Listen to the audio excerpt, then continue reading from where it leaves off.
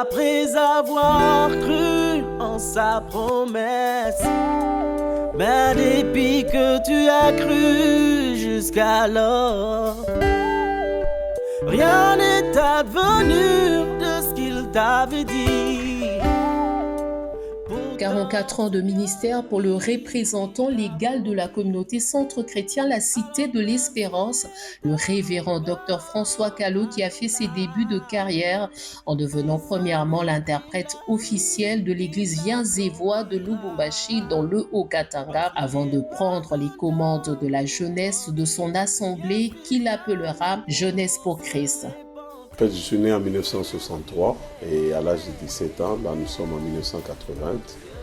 Je me souviens très bien parce que je venais de fêter mes 17 ans d'âge et j'ai été invité à l'église évangélique Viens et Voix de Lubumbashi. Et là, le message a été prêché sur le psaume 96. Et là, je donnais ma vie à Christ. 5 ans plus tôt, c'était au mois de juin, et 4 mois après, le Seigneur s'est révélé à moi pas dans une vision, mais d'une manière physique. Le Seigneur s'est montré à moi lorsque nous étions en prière un certain 20 mai 1980.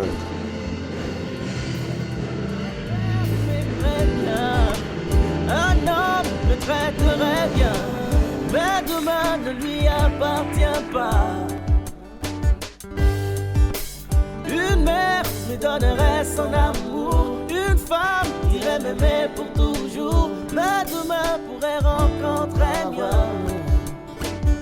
J'ai commencé d'abord par être le premier responsable du groupe des jeunes, de la jeunesse au sein de la paroisse évangélique Viens et Voix de Lubumbashi.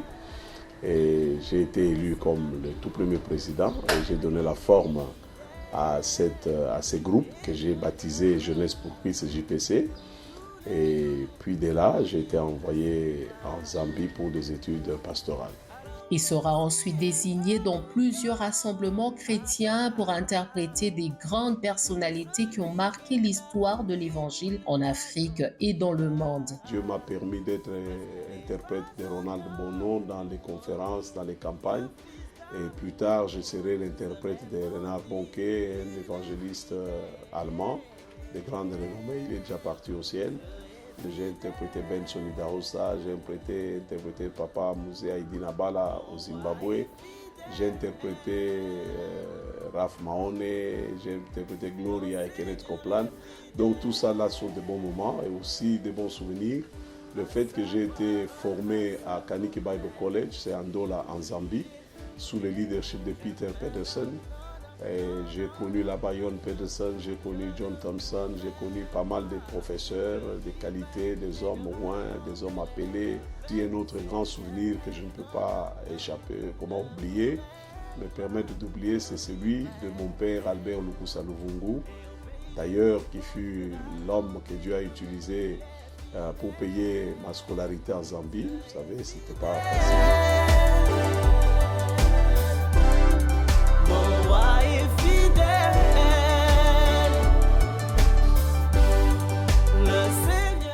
Docteur Callot, c'est un frère avec qui nous avons évolué ensemble à l'église Viens et Voix. Il était aussi président de la jeunesse. Nous étions vraiment habitués, nous avons évolué ensemble dans la jeunesse. En tant que président, il nous entraînait dans le service de Dieu, dans la passion, dans l'œuvre de Dieu. Oui. Il est fidèle, Dieu est fidèle, mon roi est fidèle, mon Seigneur est fidèle. Moi, ma communauté d'origine, c'est Kiebse. C'est une communauté protestante baptiste. Alors, quand je suis né, j'ai trouvé mes parents dans cette communauté. J'ai évolué jusqu'à vers l'âge de la vingtaine, 22 ans. J'ai quitté définitivement les parents pour aller étudier. C'est à partir de là que je me suis retrouvé un peu là. On dirait que les affaires de Dieu ne me disaient plus rien.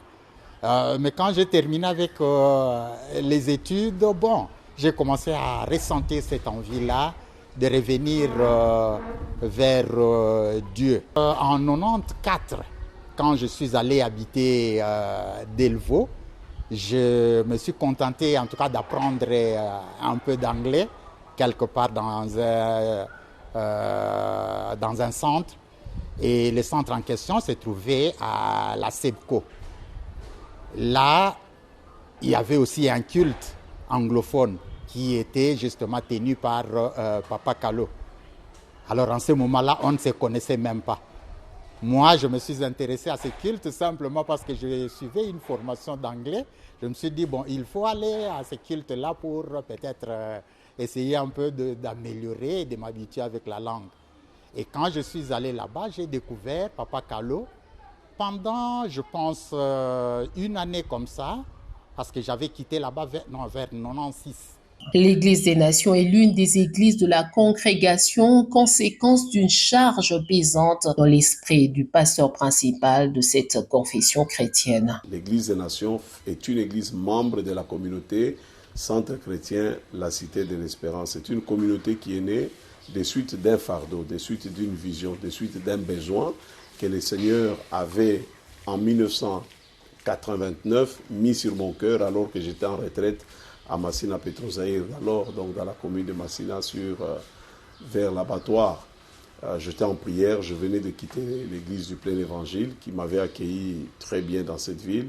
Et c'est là où j'ai commencé à exercer mon ministère. Implantée à Kinshasa, en République démocratique du Congo en 1999, la CCCCE a totalisé 25 ans d'existence en mars dernier, l'occasion propice pour le visionnaire d'interpeller les ouvriers et ministres de Dieu sur leur mission capitale, l'évangélisation comme le Christ l'a ordonné à ses adeptes. Allez, faites de toutes les nations des disciples, les baptisant au nom du Père, du Fils et du Saint-Esprit, injonction reprise dans le livre de Matthieu 28-19. L'employé prêché, devez vous considérer comme un employé. Devez vous considérer comme un homme ou une femme en mission. Moi, je suis venue à l'Église des Nations, ça fait pratiquement 15 ans. J'étais venue à l'Église des Nations sans invitation.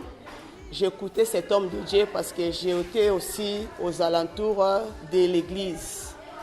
Et pendant que je partais, je parcourais un peu voir comment et dans quelle église où je peux me positionner. Et j'ai trouvé bon que cette église m'avait beaucoup inspiré.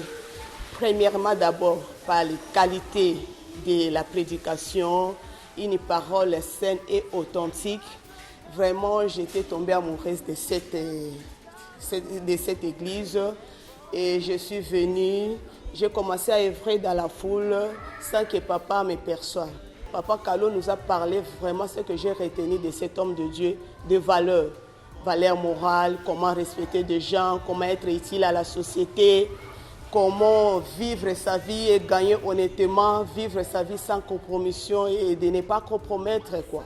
Et à un moment, papa avait lancé une autre vision, le salon de guérison. Il m'avait aussi interpellé, j'ai commencé aussi à venir, c'était chaque matin. Là, je m'étais emballée. Et j'ai vécu cette expérience moi-même. Pendant que je venais à l'église, je faisais aussi d'autres choses. Papa dit, vous êtes des disciples. Alors tout ce que je vous transmets, partout où vous allez, Dieu vous a donné le pouvoir et la capacité de guérir les malades.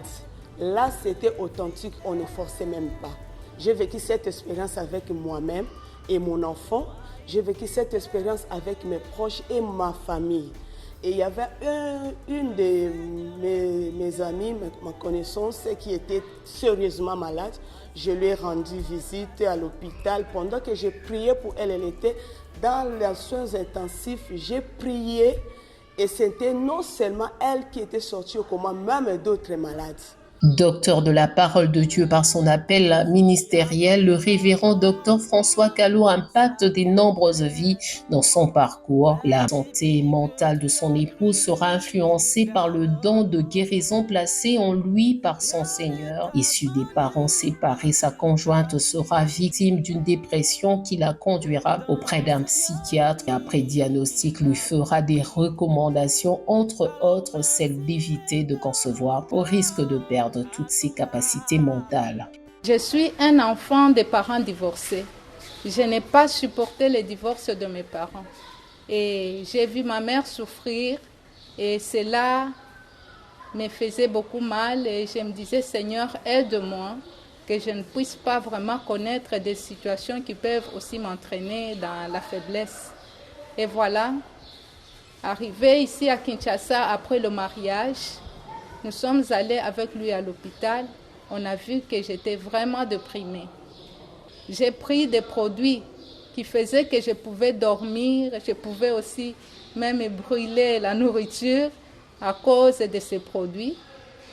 Un jour, le médecin me demande la cause. Il voulait vraiment découvrir comment je puis arriver jusqu'à ce niveau. Et je lui ai expliqué. Je n'ai pas supporté le divorce de mes parents. Et à un moment donné, avec lui aussi, on voulait se séparer. Et je me suis dit, ah Seigneur, pourquoi des choses comme ça? Le docteur me dira, appelle ton mari. J'appelle mon mari. On me met à l'écart, ils ont parlé entre eux et le docteur lui dira, cette femme ne doit pas accoucher. Si elle accouche, elle sera folle, elle va se retrouver dans la rue. Et le pasteur dira au médecin, merci beaucoup pour tout ce que vous venez de dire, je vais aller la guérir. Nous sommes venus à la maison, il m'a dit, prépare pour moi. En tant que serviteur de Dieu, je vais manger et je vais te bénir. J'ai préparé pour lui. Il a mangé, il a prié pour moi. Et depuis lors, le Seigneur m'a restauré. J'ai eu mes 3 enfants, un garçon et 2 filles, qui sont vraiment une bénédiction dans la famille. Et jusqu'à aujourd'hui, je n'ai jamais été folle. Je n'ai jamais été dans la rue. Dans l'Église des Nations, à travers moi, moi c'est comme Sandra Lumbuku. Adeline, Azalaki secrétaire ya Papa Kalo, Azalaki logé par Nangai. Donc tant que logé par Nangai, akuta ki biso que dans l'église de ayeko zobana dimanche c'est fait dimanche chacun dans une église. Alors le retour à l'église bana ba yibsinga maman en tout cas kuna bazo samba lokola à la borne. Des Azalaki dimanche o elandaki ngamo na yeko kende na église. Parce que nazaki déjà motonasi na baye makambo ya l'église. Pourquoi? Parce que nazaki na ministère moko songolo liboso nazaki na la borne isika nazaki baptême na ngai nasalaki kuna la borne kuna nasalaki 2 ans. Après 2 ans nayo kena ministère moko songolo na boy kotanga kombo na ministère wana nasalaki 5 ans na komaki kutu formatrice na ndeko voyager par-ci par-là mais nayo za problème mo makasi onga mo na garder yango à travers le ministère. Comme à niveau, na folie. Donc folie, pesant folie.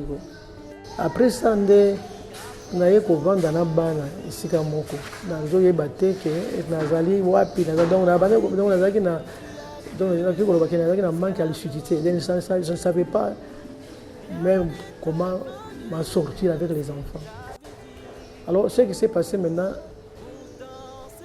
Quand mes enfants m'ont amené chez Papa Kalo, donc à l'église des Nations,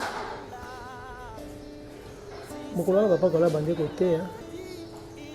Quand il y a une maman qui est là, elle a beaucoup peiné. Donc elle a trop de problèmes. Qu'elle sache que c'est Dieu qui l'a appelé en ce lieu. Et ça ici qu'on a un repos. Alors, on a dit, papa, pasteur azotea, en tout cas, ils allaient d'engager. Ils concernaient d'engager. Après, culte, on a ça qui tourne, qui est au foot, na Pakalo. Na ibi senga bi moni moto bande ko lo mama wala d'engager. Alors, on a relaté qui Papa Kalo sans rien cacher, donc toute ma vie. Na ibi si kala boy. Après, ibi senga lo bike. Fanda aux amusali en Nzambe apesio isiko ya repos.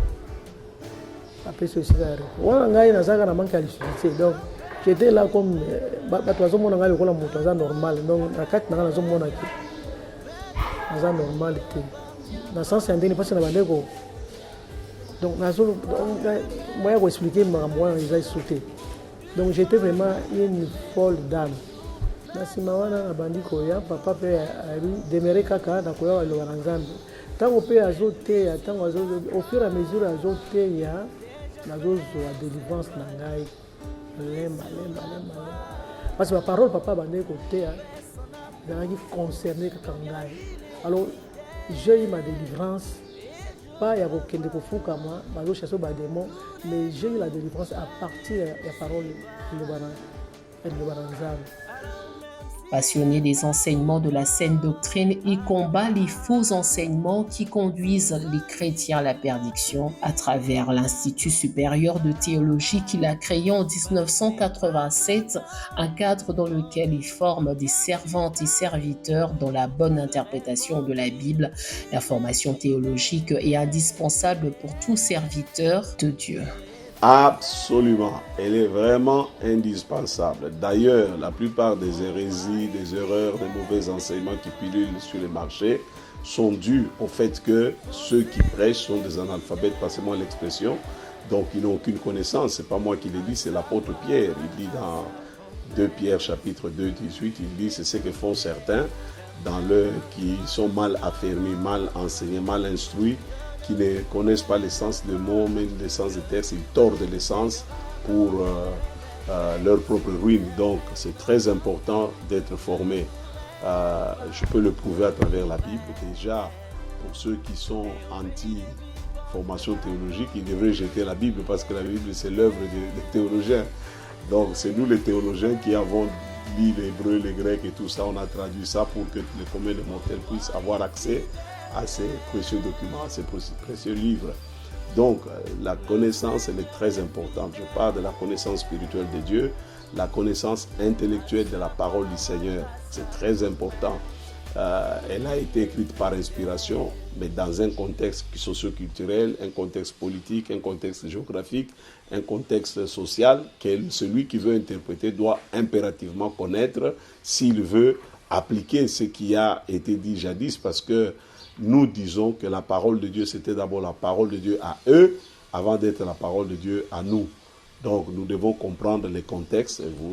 Je crois que tout le monde connaît que c'est très important de connaître les contextes, les settings, les cadres historiques, les backgrounds d'un événement pour bien l'interpréter. Les grands souvenirs, d'abord, c'est que j'ai constaté que depuis que je suis là, finalement, je me suis stabilisé dans les choses de Dieu, en tout cas. Avant, je prenais tout à la légère. Je n'aimais pas aller vraiment en profondeur avec les choses de Dieu. Je prenais ça seulement comme ça. Mais quand je suis arrivé à la Cité de l'Espérance, c'est alors que j'ai eu cette envie-là de vouloir aller avec la parole de Dieu vraiment au plus profond niveau. J'ai fait par exemple la théologie. J'ai fait la théologie, c'est ici où j'ai terminé, donc étant que diplômé en théologie. Et en tout cas, le plus grand souvenir ici, c'est ça. L'ISTER fonctionne sur l'avenue Massina. Dieu nous a fait grâce, nous sommes propriétaires, nous avons des bâtiments. Donc nous avons des auditoires où les gens viennent pour se faire former. Il suffit seulement de prendre contact avec les autorités. Vous savez, moi j'ai commencé, je suis fondateur, visionnaire de l'ISTER, mais 30 ans après, le Seigneur m'a dit d'abandonner. C'est maintenant un pasteur, son Excellence, le révérend Alexis Chimanga, qui est pasteur de l'église Jésus revient, membre des Assemblées de Dieu, qui dirige maintenant cet institut. Donc moi je suis seulement un professeur. Une trentaine d'années que c'est juste en train de fonctionner et le docteur Kalo, c'est lui le visionnaire qui a commencé cet institut-là. Maintenant la gestion est entre nos mains. Et il est resté au niveau des professeurs. Donc nous continuons le même travail à former les hommes de Dieu, les équiper pour un ministère efficace, un ministère qui a de l'impact. Voilà ce que je peux dire. Plusieurs ministres de Dieu sont issus de son ministère au travers ses campus, parmi lesquels le feu chanteur du gospel évangélique du groupe Gaël, Alain Moloto, qu'il a lancé et orienté dans son charisme. Aujourd'hui, s'il faudrait que je parle du révérend docteur François Kalo, je pense que je ne verrai vraiment pas la fin. Parce que c'est vers les années 2000 que je l'ai connu. Par pire hasard, en fait, j'étais de passage vers DGC. Alors, j'ai entendu un homme qui prêchait la parole avec exactitude, un homme qui prêchait la parole avec simplicité, mais d'une profondeur vraiment extraordinaire. Alors, c'est comme ça que j'ai appris en fait à l'écouter, à suivre ses enseignements au-delà de tout ce que nous avons vu et appris par son ministère ou l'Institut supérieur de théologie de Reveil Isère-en-Sigle. Et aujourd'hui, s'il faudrait que je parle d'un homme, de quel genre de personne est le docteur François Callot, en une simple phrase, je dirais que c'est quelqu'un en fait, qui aime l'exactitude dans l'explication de la parole de Dieu. C'est-à-dire, par exemple, quand vous enseignez sur un sujet donné, il faut que vous respectiez le principe de l'exégèse, c'est-à-dire faire parler à la Bible, de ne jamais faire dire à la Bible ce qu'elle n'a jamais dit. Donc c'est vraiment un des points marquants et saillants de son ministère que j'ai toujours apprécié et ce qui m'a impacté jusqu'à ce que j'ai intégré volontairement la communauté Centre chrétien, la Cité de l'Espérance. Moi, je pense que les difficultés, il y en a eu, mais nous les avons surmontées par la grâce de Dieu parce que être devenu chrétien, ce n'est pas avoir embrassé une vie facile.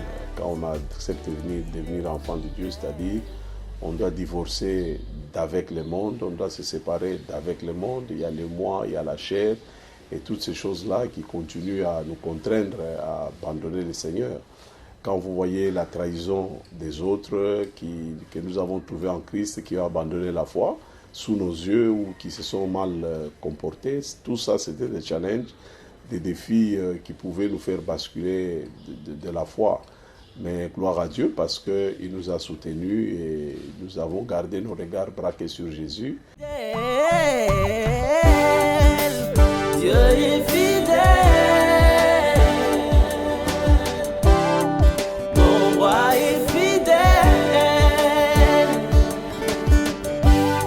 44 ans de fidélité à Christ, seule l'éternité révélera l'impact de son ministère au travers le nombre de ministres de l'Évangile passés par son ministère. Au reste du monde, le message est le même. Le message que j'adresse à nous tous et à tous ceux qui nous suivent est très simple. Croyez en Jésus, vous serez sauvés. Parce qu'en dehors de lui, il n'y a pas de salut. En dehors de lui, il n'y a pas de pardon de péché. En dehors de lui, il n'y a pas de guérison vraie. En dehors de lui, il n'y a pas de transformation. Si vous croyez en Jésus, voilà tout ce dont vous pourrez jouir pleinement et gratuitement à cause de sa grâce. Voilà le message que je vous adresse. N'hésitez pas, donnez votre vie à Jésus. Mais lui sur la croix, déjà fait ses preuves. Lui sur la croix, prouvait son amour, combien il est